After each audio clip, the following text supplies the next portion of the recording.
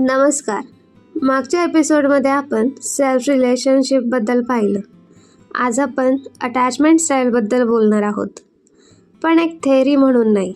आज आपण हे समजून घेणार आहोत की अटॅचमेंट स्टाईल म्हणजे नेमकं काय, लोक कसे का वागतात, त्यामागचा फायदा कसा ओळखायचा आणि त्यामुळे होणारे मिसअंडरस्टँडिंग, मिसकम्युनिकेशन आणि इमोशनल डिस्टन्स कसे कमी करता येईल.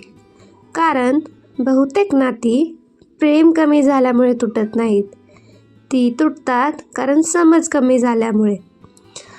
अटॅचमेंट स्टाईल म्हणजे तुमची पर्सनॅलिटी नाही, कमजोरी तर बिलकुल नाही, लेबल्स किंवा दोष अजिबात नाही, इमोशनल ड्रामा बिलकुल नाही. अटॅचमेंट स्टाईल म्हणजे जेव्हा तुम्ही नात्यामध्ये भीती निर्माण होते तेव्हा कसे वागता, तेव्हा तुमचं मन आणि शरीर सुरक्षित राहण्यासाठी कसं रिस्पॉन्ड करतं. म्हणजेच जेव्हा तुम्हाला वाटतं की समोरचा बदलतोय, दूर जातोय किंवा तुम्ही त्याच्यासाठी महत्त्वाचे नाही, तेव्हा तुमचं नर्वस सिस्टीम ऑटोमॅटिकली एक स्ट्रॅटजी वापरतं. त्या स्ट्रॅटजीला अटॅचमेंट स्टाईल असं म्हटलं जातं. अटॅचमेंट स्टाईल्स मुख्यतः 3 प्रकारच्या असतात: अँक्शियस, अवॉइडंट आणि सिक्युअर. अँक्शियस अटॅचमेंट असलेले लोक नात्यांमध्ये खूप केअर करणारे, देणारे, लॉयल आणि इमोशनली प्रेझेंट असतात. ते नात्यात कन्सिस्टन्सी, क्लोजनेस आणि रिअश्युरन्स आणतात. पण जेव्हा त्यांना आतून इन्सिक्युरिटी वाटते तेव्हा ते ओव्हरथिंक, ओव्हर प्रोटेक्टिव्ह होतात. जास्त मेसेज करतात, जास्त एक्सप्लेन करतात आणि स्वतःला मागे ठेवतात. रिप्लाय उशिरा आला किंवा टोन बदलला तरी त्यांच्या मनात वर्स्ट केस सिनॅरिओ सुरू होतात. प्रश्न सुरू होतात: मी काही चुकीचं केलं का, मला इग्नोर केलं जातं आहे का, am I not enough, etcetera etcetera. Anxious लोक क्लिंजी नसतात, ते इमोशनली अनसेफ असतात. त्यांची आतली भीती एकच असते: समोरचा मला सोडून जाऊ नये. लेट्स अंडरस्टँड अवॉइडंट अटॅचमेंट असलेले लोक. अवॉइडंट अटॅचमेंट असलेले लोक स्टेबल, इंडिपेंडंट आणि प्रॅक्टिकल वाटतात. ते क्रायसिसमध्ये पॅनिक करत नाहीत, रिलेशनशिपला स्ट्रक्चर देतात आणि स्वतःच्या पायावर उभे असतात. पण जेव्हा भावनिक क्लोजनेस वाढते, एक्सपेक्टेशन्स वाढतात किंवा इंटेन्स कॉन्व्हर्सेशन करण्याची वेळ येते तेव्हा ते ओव्हरवेल्म होतात. ते डिस्टन्स घेतात, फीलिंग्स व्यक्त करणं टाळतात आणि मला स्पेस हवी आहे, I am fine with or without logic आणि प्रॅक्टिकॅलिटी आणतात. अवॉइडंट लोक कोल्ड नसतात, त्यांची आतली भीती असते: जर मी खूप जवळ गेलो तर माझं कंट्रोल आणि माझं स्वातंत्र्य हरवून जाईल. सो अशा पद्धतीचे अवॉइडंट अटॅचमेंट असलेले लोक असतात. सिक्युअर अटॅचमेंट असलेले लोक परफेक्ट नसतात. तिसरी अटॅचमेंट स्टाईल आहे secure attachment. So secure attachment असलेले लोक परफेक्ट अजिबात नसतात, पण ते इमोशनली सेफ असतात.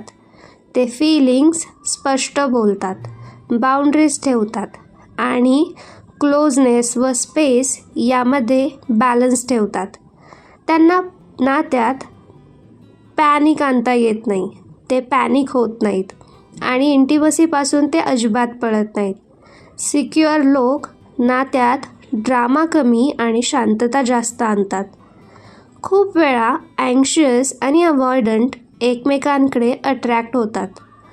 अँक्शियस माणूस क्लोजनेस मागतो, अवॉइडंट माणूस डिस्टन्स मागतो. दोघांनाही एकच हवं असतं: सुरक्षितता.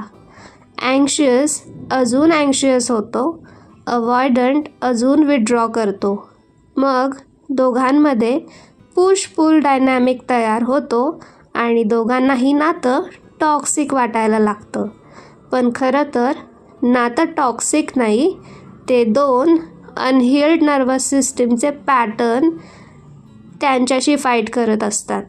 दोघेही चुकीचे नसतात, दोघेही अनसेफ नसतात, त्यांना समज कमी असते. इथेच मिसअंडरस्टँडिंग सुरू होते. अँक्शियस माणूस म्हणतो तू मला अवॉइड करतोस किंवा करतेस. अवॉइडंट माणूस म्हणतो तू मला सफोकेट करतेस. I get irritate with you. I need piece. पण या शब्दांच्या मागे एकच भावना असते, मला सुरक्षित वाटत नाही. जेव्हा आपण शब्दांवर नाही तर त्या शब्दांच्या मागच्या भीतीवर लक्ष देतो तेव्हा ब्लेम कमी होतो आणि अंडरस्टँडिंग वाढतं. मिसकम्युनिकेशन कमी करायचं असेल तर माइंड रीडिंग थांबवणं खूप गरजेचं असतं. समोरच्याने आपोआप समजून घ्यावं अशी अपेक्षा ठेवणं नात्यासाठी घातक ठरतं. सिक्युअर कम्युनिकेशन म्हणजे आरोप करणं नाही, तर अनुभव सांगणं. तू नेहमी असंच करतोस याऐवजी जेव्हा तू उत्तर देत नाहीस तेव्हा मला अँक्शियस वाटतं असं बोलणं नात्याला सुरक्षित बनवतं. डिस्टन्स कमी करायचा असेल तर दोन टोकांची वागणूक टाळली पाहिजे. ओव्हर टेक्स्टिंग आणि सायलेंट ट्रीटमेंट. अँक्शियस लोकांनी हे शिकणं खूप गरजेचं असतं की स्पेस म्हणजे रिजेक्शन नाही. अवॉइडंट लोकांनी हे शिकणं गरजेचं असतं की स्पेस घेताना रिअश्युरन्स देणं खूप महत्त्वाचं असतं. मला थोडा वेळ हवा आहे पण मी नंतर परत बोलेन हे वाक्य किती मिसअंडरस्टँडिंग टाळू शकतं याची कल्पना खूप कमी लोकांना असते. Let's understand healing. हीलिंग म्हणजे पार्टनर बदलणं नाही. हल्लीच्या जगात मिसअंडरस्टँडिंग, मिसकम्युनिकेशन झालं की पार्टनर बदलण्याची पद्धत सुरू आहे. पण हीलिंग जर हवी असेल तर हीलिंग म्हणजे पार्टनर बदलणं अजिबात नाही. आपण आरसा बदलू शकत नाही, आपण आरशात समोर असणारी व्यक्ती बदलू शकत नाही. In such a way even if we change the person, आपण आपले पॅटर्न्स जर त्यावर काम नाही केलं तरी पॅटर्न्स रिपीट होतात नेक्स्ट पर्सनसोबत. देअरफॉर आपल्याला स्वतःवर काम करणं खूप गरजेचं असतं. आपला पार्टनर बदलून उपयोग नसतो. हीलिंग म्हणजे स्वतःच्या रिॲक्शनला कॉन्शियस बनवणं. अँक्शियस लोकांनी सेल्फ सूदिंग शिकणं, रिअश्युरन्स स्वतःला देणं आणि लगेच रिॲक्ट न करता गरजेचं असतं.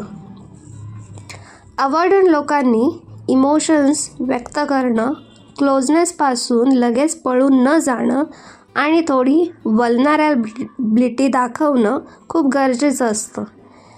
एक जण जरी कॉन्शियस झाला तरी रिलेशनशिप डायनॅमिक बदलायला सुरुवात होते.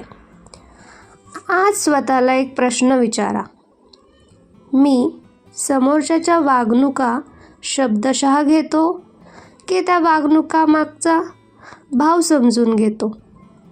मी समोरच्याच्या वागणुका शब्दशः घेतो की त्या वागणुकीमागचा भाव समजून घेण्याचा प्रयत्न करतो? कारण वागणूक वरून दिसते पण प्रेम, माया, आपुलकी, भीती दिसत नाही.